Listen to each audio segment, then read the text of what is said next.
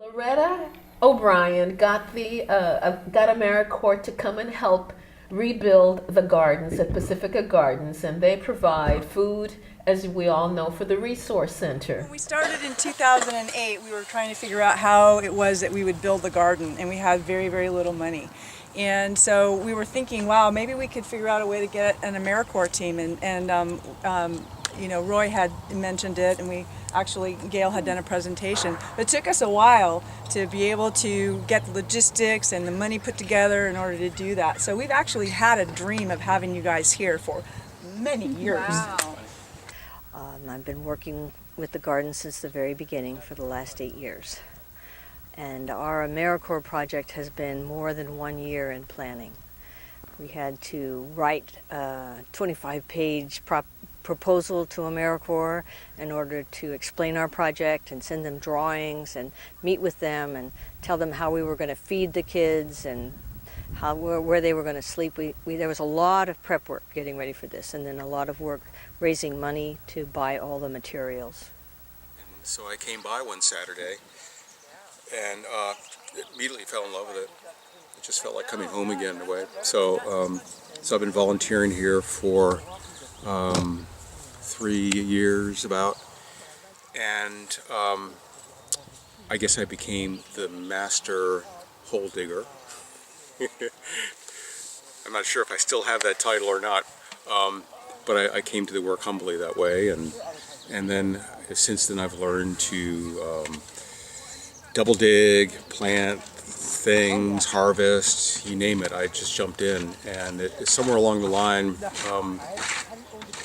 I shared out of need some of the other skills that I have, including carpentry, and then when this proposal that Loretta had been thinking for some time came about to actually raise all the beds, we just got in a conversation about it, and I think she realized that someone from within the garden could be a lead participant in it. Difference does the team make And- to Pacifica Gardens? And right now, the difference that we're making is that we have huge drainage problems, and I know we're in a drought right now, and nobody can tell that, but when we have rain, what we typically have all March, we're very often in like this much water, and so putting the drainage holes in and the augering of the holes was a huge job at the beginning of the week, but doing that will hopefully really mitigate our drainage issues. Secondly, we have gopher problems, so, you know, putting the gopher screen is very, very useful. And then also, too, because of the aging population of our volunteers, we actually need to raise the beds a little bit so that they're easier to work in. So that's huge, and that will help us with our drainage problems, that will help us with our gopher problems, and that will also help us be able to work in the beds more easily. So that's this phase over here.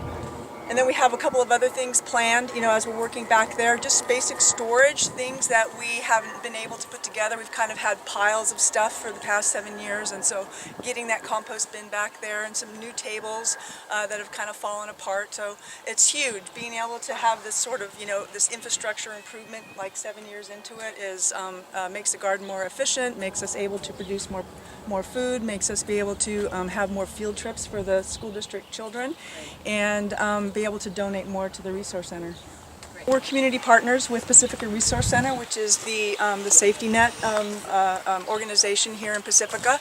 So Nita Reese has been working with us for the past, since 2009, so that we can donate a portion of the food that we produce here to the food pantry here in Pacifica.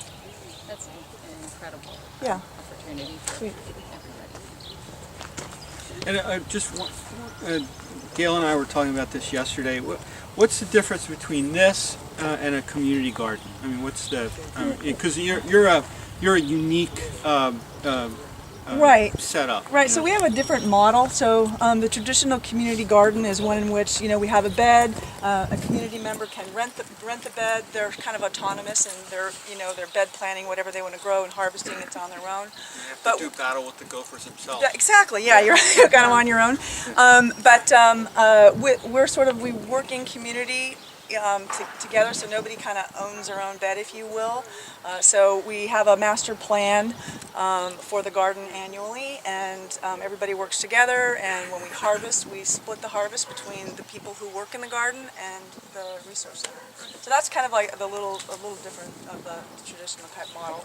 And so in this way, we kind of work more closely as a community to manage the garden. So if we need someone to sift compost over there, then we can ask them to go sift compost, and everybody kind of works together. So it's more of a community-run project rather than individual people. And you also educate people about how to do biointensive Yeah. gardening and stuff like that. That's Yeah. a big part of what you do, right? Exactly, yeah. So, Yes. and we have some a workshop scheduled this year on grow biointensive and permaculture and growing on the coast side. So we're definitely we're doing like 4 of those this year as well. Wrong man here. Loves to break up rock. I mean, can you believe it? He asked for this job. Oh, he must We're have. going to just rebuild this whole thing, but it's going to be a foot higher. Yeah. It'll be awesome. Be a lot nicer. It'll Oh, be a that's lot nice. nicer. Yeah. It's going to be awesome. So I can't wait to see it. That's why we have this, this project going here. Wow, that's a big Oh. project. That's nice. Because the stones were too big. They were too big before. Some of them weren't. Like, that's not too big. We can just use that. But some of them, when we get donated. What is Americorp? Americorp is a national service organization. It currently has approximately, if I remember correctly, about 75,000 members across the country. They are in a variety of programs. The largest is VISTA, which stands for Volunteers in Service to America. They work in programs at various nonprofit organizations.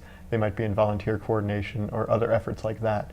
The second grouping is our state and national programs, which are run by, I believe, run with nonprofit groups, but run through state offices of Americorp or national ones. But they're smaller. They're sort of like VISTA positions, but they're individual, and you work with nonprofit groups like that.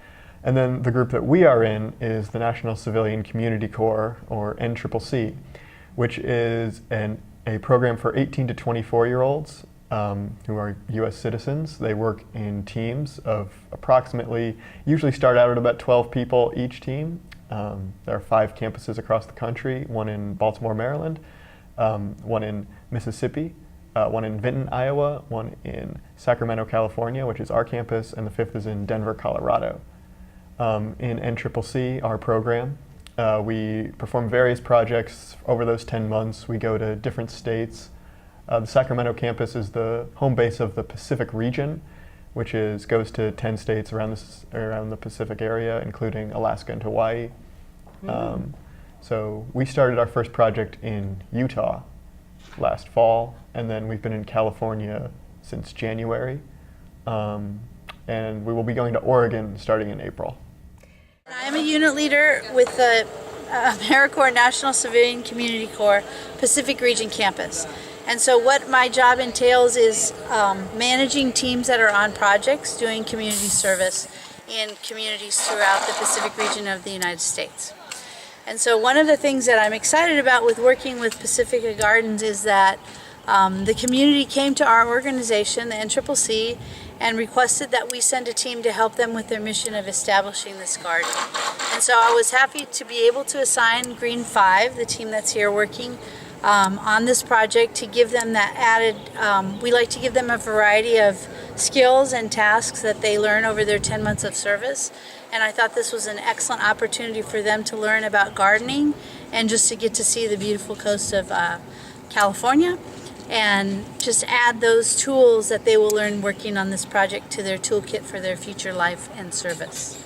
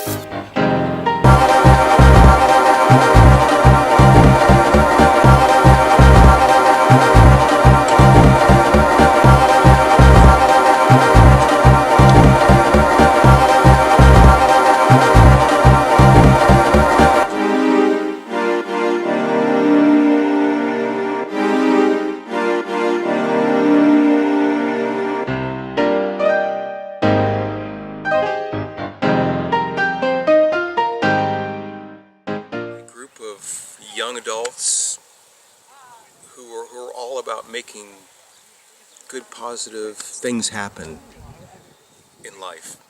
You know, they made a choice individually to join Americorp because I imagine they were searching for something a little more than what a typical youth at that age, you know, can find just in, you know, their own local environment. So it's like, I want more. What do I do? So they joined, you know, groups like Americorp, where they undertake something of more grand dimension. So at an earlier age, they're dealing with things that some of us never have to deal with, you know, in our lives. And maybe some of the basic fundamental things are communication, housing with, you know, 9 other, you know, young adults. You know, spending a year together, and here at the garden, you know, 10 solid days working side by side and boosting each other along. I think the skills that they got through all their jobs is a real testimony to the people that they're going to be becoming in life, and are. They're just incredible individuals. You know, they're going to be among the shakers and leaders. I learned about NCCC through actually my dad. He told me about a Vista position, an Americorp Vista position that was in my hometown of St. Louis. I was interested in it. I didn't get it, but when looking on the Americorp website and looking through the applications, I discovered the NCCC program. And it sounded really interesting to me because I've always been a big fan of team-based work. I've always felt that the work I do in teams, I've usually been like more proud of that than a lot of my individual efforts. I've always liked working in teams, working with groups of people to get things done. And so that's what really appealed to me about NCCC. And how about you, Thomas? Well, my grandfather served in World War II, and my father served in the Army for 3 years during the 70s. And I felt a need to continue that tradition of national service. And so the Army didn't seem right for me where I was at my life halfway through college. So I looked around a little bit and I found this program through, like, my babysitter, I think, did it back in the day. So I found out through her, and it seemed like a great opportunity, and signed up, and now I'm here. And Daniel? I found out about NCCC via my sister. She did 2 years, one in Baltimore and one in Sacramento. And she was telling me all about it, and it just seemed like something that I wanted to do because I didn't want to go to college right out of high school. So I applied, and now I'm here. So basically, it's right out of high school that Americorp recruits people. Yes. I'm a recruiter as well as being a media representative for our team, and last week when we were in Boulder Creek, California, down near Santa Cruz, two of my team members and two members from another team, we went to Scotts Valley High School to speak to high school students about the program, to teach them about it so they could learn about it and maybe join up if they wanted to. Because it's just 18 to 24-year-olds, no necessarily educational requirements exist for it. You don't need a high school diploma or a GED to get in. So find high schoolers. But basically, what do you learn from Americorp? Well, a lot of different skills and a lot of different certifications are available. During our training back in October at our Sacramento campus, we each became certified in a different thing that was available to us. I became certified in hazardous waste cleanup. Daniel and Thomas became certified in chainsaw usage. So like if there's a project that we work on that requires a chainsaw use, those two, or there are two other members of our team who have that, they're the only ones who could use a chainsaw. We also became certified in CPR, first aid, shelter usage, running like an emergency shelter with the Red Cross. And so you learn a lot of skills like that. You also get a lot of hands-on work through your projects. Our first project in Utah, which was in November and December, we were building mountain bike trails. And since that area is in the Mojave Desert, right on like the corner of that basically, we spent time just learning how to build mountain biking trails, learning to use the tools involved in that, which was something none of us had ever done before. Right. So that's just a skill you pick up, and it's it's something that most people don't. Most people haven't built mountain bike trails in the desert, so it's something really unique that you are only really going to find in a program like this. So this is just one certification, so you'll have many by the time you leave then. Many different skills gained through this program. Last week, like I said, we were in Boulder Creek. We were working at a camp for children and adults with disabilities. We were doing construction work, and that was like more construction work than I've ever done in my life. So that was a lot of good hands-on work that I wouldn't have gotten otherwise. And now, Thomas, what other certifications do you have? How long have you been in the program? We all joined as a team together in October, so they throw you into the program not really knowing anybody, and then you get put in a team, and that's the same team you serve with throughout the entire 10 months. As far as other skills, leadership development is a big one. I was the assistant team leader for the last project in Boulder Creek, so I got a lot of leadership skills, and I got to kind of be coached by my team leader in how to lead, logistics and how all that really works. And so I think that's one of the bigger aspects of this program. And your title, Daniel, what is your background there? What are your sort of, besides the chainsaw? There are also 4 drivers on the team. Each one is taken out during a day, and we drive around our 15-passenger van, as well as our specialty roles, which each person on the team is given a specialty role. Like mine is vehicle safety and tools coordinator. I make sure the van is in running shape, make sure everybody is following policy and wearing their personal protective equipment. And Thomas's is project outreach liaison. I do a lot of, my role on the team is to go out and find different potential sponsors. So a sponsor will apply for a team for a certain amount of time. Like here in Pacifica, they only needed a team for 2 weeks, so we're here for 2 weeks. But usually a round will be about 6 to 8 weeks.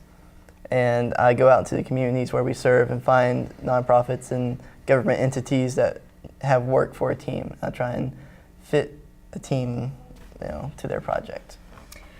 So, so you're all going to graduate supposedly graduate, because That's how the long? idea. Yeah, how long is the program? Or have we said that already? It's 10 months, and you have to complete 1,700 hours of service to graduate. Oh, okay. Which if you do the normal amount of work, which is about, for us, 40 hours a week, then we do work outside of our regular schedule. We'll have team meetings and service hours outside. We have to do at least 80 hours of independent service projects, which is something we usually do on weekends. If we, on our days off, we'll do those for a couple hours at least.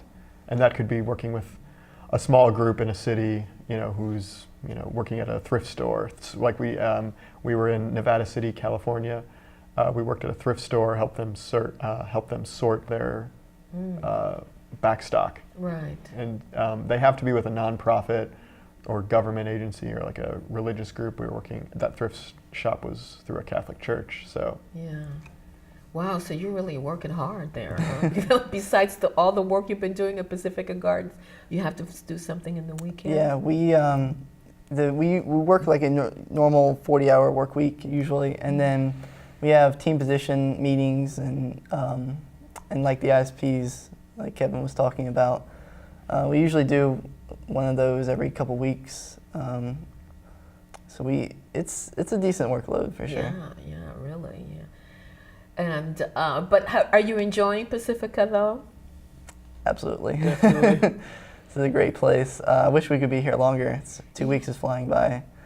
That's another great aspect to this program is they'll pay you to come out. They'll fly you out here, and you get to travel around. We've been to Hurricane, Nevada City, Boulder Creek, and Pacifica. So 4 places now, excluding Sacramento. So you get a lot of travel, and you get to see the country. And I had never traveled much before this program, and I'm just thankful for the chance to travel. Definitely. Have any input on this? How did that come to be? We do not get to choose our projects. We're just assigned them. Most teams do not get as many projects as we get. We've had 3 projects during this round, which is 10 weeks long. So it started back in the middle of January and goes until next week. Most teams are in one place for that entire time. We've been to 3 different places. Oh wow, you're lucky. Yeah, that's nice. Maybe. Yeah. Because with each project, there's a lot of paperwork that we end up doing, a lot of extra stuff that happens that it sounds nice to be able to do all that traveling, but it does bring a lot of extra work. But we also have enjoyed it. We've liked every place we've been. We like it here. And we get to see a bunch of things and do a bunch of things that other teams don't. Yeah. Very worth it. Oh yeah, Pacifica's so beautiful. Well, I'm partial to. I just love being by the beach. So how long do you still have before your program is over? So you started in October, you said? It will end for us around the end of July, so about 4.5 months. Oh, okay. So what are your plans? After Americorp? I'm looking into other Americorp positions, like a VISTA or a state national program. I don't think I want to do NCCC another term. I'm actually too old for it now. I'm 25. I turned 25 on New Year's Eve. So since I was 24 when it started, I was able to do it, but after that, it wouldn't be possible for me as a regular Corps member. But I am looking into other Americorp positions because I think I'm interested in nonprofit work. And so I feel that's a great way to get experience with them, is to find a program that I could work with and learn more about the background of that and how they operate. Wonderful. And how about you, Thomas? What are you planning? Well, as I mentioned before, I'm halfway through college right now at the University of North Carolina at Charlotte. And I want to go back there after this program, complete my degree, and graduate. And if I don't have a job lined up at that time, I want to return to the program as a team leader in the southern region. You guys enjoy this, the program. It must be good. Very much so. You guys wouldn't come back if it wasn't good. How about you, Daniel? I'm planning on doing a second term of Americorp, hopefully in either the Sacramento or the Iowa campus. And then after my second term, I plan on attending college. Oh, okay. You must be younger than them. Yes. How old are you, Thomas? If you don't I'm mind me? 21. Oh, I you don't still mind. got yeah. You still got time. He's got 3 more years if Yeah. you want to come back to NCCC or is that- NCCC. Yeah, NCCC. Yeah, at that point I'd be like 24 or 25, so I'd be out of the range for a normal Corps member, but a Yeah. team leader can be any age. Our team leader specifically is 25. So. And this experience is a prerequisite for